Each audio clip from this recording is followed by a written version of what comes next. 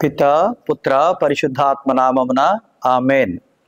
ప్రభునందు ప్రియులైన సహోదరి సహోదరులారా, దేవుని బిడ్డలారా, పరిశుద్ధ గ్రంథ వాక్య ధ్యానమునకు ప్రభు అయిన యేసయ్య పేరిట మిమ్ము ప్రేమతో ఆహ్వానిస్తూ ఉన్నాను. దయగల దేవుడు, కృపగలిగిన తండ్రి, ఆ పరిశుద్ధాత్మ త్రియేక దేవుడు గత కొన్ని దినాలుగా మనం పరిశుద్ధ గ్రంథ వాక్య ధ్యానములో ప్రభు నడిపిస్తున్నందుకు ఆ దేవదేవునికి వందనాలు, స్తోత్రాలు. ఈరోజు నీతిమంతుడు విశ్వాసమూలముగా బ్రతుకును అన్న వాక్యాన్ని ధ్యానం చేయబోతూ ఉన్నాం. హబకుక్కు గ్రంథము 2వ అధ్యాయము 4వ వచనం. నీతిమంతుల బిడ్డలు భిక్షమెత్తుకోవడం నేనెప్పుడూ చూడలేదు అన్నాడు కీర్తనాకారుడు. నీతిమంతులు 7 సార్లు ఎత్తుబడ్డ తిరిగి లేస్తారు అని పరిశుద్ధ గ్రంథ వాక్యం. ఈరోజైతే మనం నోవా గారి గురించి, వారి కుటుంబాన్ని గూర్చి మనం ధ్యానించబోతూ ఉన్నాం. ఆదికాండము 6వ అధ్యాయం. నోవా నీతిమంతుడు, తన కాలము వారిలో ఉత్తముడు, దేవునకు సహచరుడై జీవించెను అని వ్రాయబడింది. 6వ అధ్యాయం 9వ వచనం. నోవా గారి గురించి పరిశుద్ధ గ్రంథములో దేవుడు ఆకాశము నుంచి చూడగా నరులు చెడ్డవారై, వాక్యములో చెప్పినట్లుగా భూమిపై గల మానవులు పరమదుష్టులైపోయిరి, వారు ఎల్లప్పుడూ చెడు పనులు చేయవలెననియే తలంచుచుండిరి. ఇది చూచి దేవుడు భూమి మీద మానవుని సృష్టించినందులకు పరితాపము నొంది హృదయములో నొచ్చుకొనెను. చెడ్డవారు, చెడ్డ పనులు, పాపిష్టి జనం, ఇలా నోవా గారి కాలంలో కూడా ఉంది. వారందరినీ చూసినటువంటి దేవుడు హృదయములో నొచ్చుకున్నాడు. అంతటా దేవుడు, నేనే సృష్టించిన ఈ మానవ జాతిని జంతువులతో, ప్రాకెడు పురుగులతో, పక్షులతో సైతము భూమి మీద కానరాకుండా మొదలంటా తుడిచివేయుదును. ఈ మానవులను సృజించినందులకు చింతించుచున్నాను అనుకొనెను. కానీ నోవా మాత్రము దేవుని కృపకు పాత్రుడయ్యను. హల్లెలూయా, ప్రైజ్ ది లార్డ్. నోవా గృహము దేవునితో ఉన్న గృహమై ఉండగా ఆ గృహాన్ని, ఆ కుటుంబాన్ని నోవా భార్య, ఆయన 3 కుమారులను, కోడళ్ళు, మొత్తం 8 మందిని దేవుడు రక్షించాలని సంకల్పించాడు. నోవాకి ఆజ్ఞ ఇచ్చాడు, పెద్ద ఓడని తయారు చేయమని. ఆ ఓడ తయారు చేయడానికి పండితుల అంచనా ప్రకారం 120 సంవత్సరాలు పట్టిందని అంచనా. ఆ విధంగా నోవా ఓడను తయారు చేస్తున్నటువంటి సమయంలో ప్రజలందరూ వచ్చి నోవా గారిని అడుగుతూ ఉన్నారట, ఎందుకు ఇంత పెద్ద ఓడ నీవు తయారు చేస్తున్నావు అని. దేవుడిచ్చిన కొలతల ప్రకారం ఓడ నిర్మాణం జరుగుతోంది. అందరూ వస్తున్నారు, జలప్రళయం వస్తుంది, మనందరినీ, లోకాన్ని నాశనం చేయబోతున్నాడు దేవుడు. కనుక మీరు మారు మనసు పొందండి, హృదయ పరివర్తన చెందండి, విరిగి నలిగిన హృదయముతో దేవుని సన్నిధిలో పశ్చాత్తాపపడి పాపాలు ఒప్పుకోండి అంటే అందరూ నోవా గారిని ఎగతాళి చేశారు, హేళన చేశారు. కానీ నోవా మాత్రము తాను మొదలుపెట్టిన పనిని నిర్విరామంగా చేయడం మొదలుపెట్టాడు.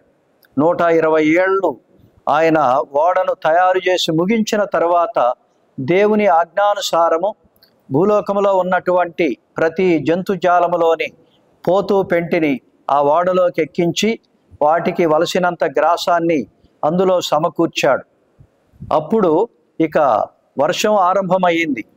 చినుకు చినుకు చినుకు పడి వాగులు వంకలు పొర్లి నదులు సముద్రాలు ఏకమై జలప్రళయం. ఇప్పుడు మనం సునామీ అని చెప్పుకుంటూ ఉన్నాం.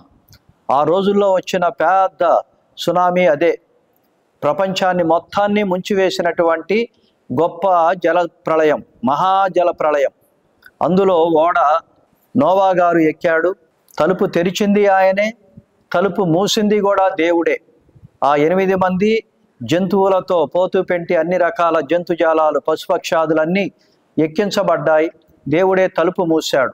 ఆ ఓడ ఆ నీటి మీద లేచి దాదాపు 150 రోజులు ఆ జలం మీద ఉందట. 5 నెలలు 150 రోజులు ఆ జలాల మీద అల్లల్లాడుచూ తిరిగినటువంటి ఆ ఓడ ఆరారతు కొండ మీద ఇప్పుడు టర్కీ దేశంలో ఉందని తెలియజేస్తూ ఉన్నారు శాస్త్రజ్ఞులు.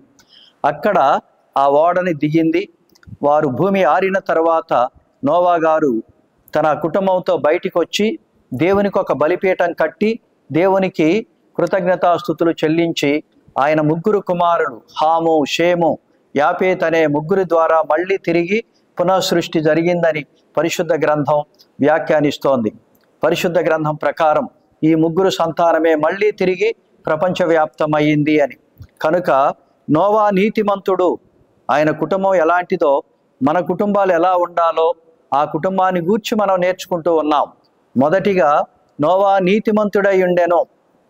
ఈ తరము వారిలో నీవే నా ఎదుట నీతిమంతుడవై ఉండుట చూచితిని అని దేవుడు పలికిన మాట హెబ్రీ పత్రిక 11వ అధ్యాయం 7వ వచనం. మరి నా కుటుంబాలు కూడా దేవునితో మరి దేవుడే సాక్ష్యం చెప్పే కుటుంబంగా, ఈ కుటుంబము నీతిమంతమైన కుటుంబము అని చెప్పబడాలని మనం ప్రార్థన చేద్దాం. నోవా నిందారహితుడు. ఆదికాండం 6వ అధ్యాయం 9వ వచనములో ఆయన మీద ఎలాంటి నిందలు లేవు. నిందారహితుడైనటువంటి వాడు. ఆదికాండం 7వ అధ్యాయం 1వ వచనం, నోవాహు నీతిపరుడు, తన తరము వారిలో నిందారహితుడై ఉండెను అని వ్రాయబడింది. అలాగే 3వదిగా నోవా దేవుని కటాక్షము నొందినవాడు. నీ కుటుంబాన్ని నేను రక్షించబోతున్నా, నీ కుటుంబము జలప్రళయముని తప్పించబడుతుంది అని దేవుని చేత వాగ్దానం చేయబడ్డవాడు. అలాగే దేవుని కటాక్షమును పొందిన మరికొందరు ఎవరెవరు? లోతు, మోషే, ఇలా దేవుని యొక్క ఆశీర్వాదాలు పొందుకున్న కుటుంబాలలో ఉన్నారు. 4వదిగా నోవా దేవుడు జ్ఞాపకము చేసుకొనెను. నిన్ను నన్ను జ్ఞాపకం చేసుకోమని మనం ప్రార్థన చేయాలి. ఆదికాండం 8వ అధ్యాయం 1వ వచనం, దేవుడు నోవాను అతనితో కూడా ఓడలోనున్న సమస్త పశువులను జ్ఞాపకము చేసుకొనెను. దేవుడు అబ్రహామును లోతును కూడా జ్ఞాపకము చేసుకొనెనని వ్రాయబడింది. ఆదికాండం 19వ అధ్యాయం 29వ వచనం, నోవా దేవునికి మొదటగా బలిపీఠమును కట్టెను. ఆదికాండం 8:20, అప్పుడు నోవా యెహోవాకు బలిపీఠమును కట్టి పవిత్ర పశువులన్నిటిలో పవిత్ర పక్షులన్నిటిలో కొన్ని తీసుకొని ఆ పీఠము మీద దహన బలి నర్పించెను. దేవుడు నోవా గారితో ఒక ఒప్పందం చేసుకున్నాడు. ఏమిటి అంటే, నోవా మరోసారి ఇలా జలప్రళయము ద్వారా సృష్టిని అంతటినీ నాశనము చెయ్యను అన్నదానికి గుర్తుగా ఆకాశములో చూడు, అక్కడ సప్తవర్ణ శోభితమైనటువంటి ధనుస్సు నీకు కనిపిస్తుంది అని. దానినే మనం ఇంద్రధనుస్సు అంటాం. వర్షం వచ్చినప్పుడు, మరి తుప్పర్లు పడుతున్నప్పుడు మన పిల్లలకి మనం చూపిస్తాం, అదిగో 7 రంగుల ధనుస్సులాగా ఇంద్రధనుస్సు ఉంటుంది అని. అది చూసినప్పుడల్లా ఒకే ఒక్కసారి మరోసారి ఇలా జలప్రళయము ద్వారా నరులను నాశనము చేయనన్నదానికి గుర్తు ఆ సప్తవర్ణ శోభితమైనటువంటి ఆకాశములో కనిపించే ధనుస్సు, 7 రంగుల ఇంద్రధనుస్సు. కనుక నోవా దీర్ఘాయుష్మంతుడు. నోవా ఇంత నీతిమంతుడిగా ఉండబట్టి ఆయన్ని దేవుడు దీర్ఘాయుష్మంతుడిగా దీవించాడు. నోవా బ్రతికిన దినములన్నీ 950 సంవత్సరాలు. ఆదికాండము 9:29. నోవా దేవునితో నడిచినవాడు. 6వ అధ్యాయం 9వ వచనము ఆదికాండం. మరి నువ్వు నేను మన కుటుంబాలు దేవునితో నడిచే ఉన్నాయా అని మనం ఆత్మ పరిశీలన చేసుకుందాం, ప్రార్థన చేసుకుందాం, తలలోంచుకుందాం. సర్వశక్తిమంతుడా, ప్రభువా, సర్వోన్నతుడైన దేవ, ఈరోజు మాకు ధ్యాన వాక్యము, ఆత్మీయ పాఠము, నీతిమంతుడు విశ్వాస మూలముగా జీవించును అని నేర్పిస్తున్నారు నాయన.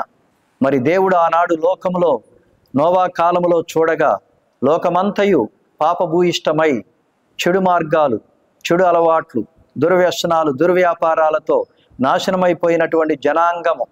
కానీ ఈనాడైతే మమ్మల్ని మీరు నీతిమంతులుగా ఉండమని, విశ్వాసపాత్రులుగా ఉండమని కోరుతూ ఉన్నారు. మీకు వందనాలు, స్తోత్రాలు. మా కుటుంబాలు కూడా నోవా గారి కుటుంబము వలె విశ్వాసపాత్రమైనదై, నీతిమంతమైనదై, నిందారహితమైనదై, మరి మీరు మమ్మల్ని జ్ఞాపకం చేసుకునే కుటుంబమై, మరి మీ కొరకై మేము మా కుటుంబాలలో ప్రార్థనా బలిపీఠాలు కట్టుకొని మీ వాక్యాన్ని ధ్యానిస్తూ మేము ఆరాధించుకునే గొప్ప భాగ్యాన్ని మాకు దయచేయమని, మా కుటుంబాలను దీవించుమని, నోవా గారి కుటుంబం వలె నీతిమంతమైన కుటుంబంగా వర్ధిల్లులాగా ఆశీర్వదించుమని మా నాథుడైన క్రీస్తు ద్వారా ఈ మనవి చేయుచున్నాము తండ్రి, ఆమెన్. Subscribe mid studios. తండ్రి కుమార పరిశుద్ధాత్మ త్రియేక దేవుడు మిమ్మందరినీ ఆశీర్వదించి మీ కుటుంబాలను దీవింతురుగాక. Amen. God bless you all. Amen.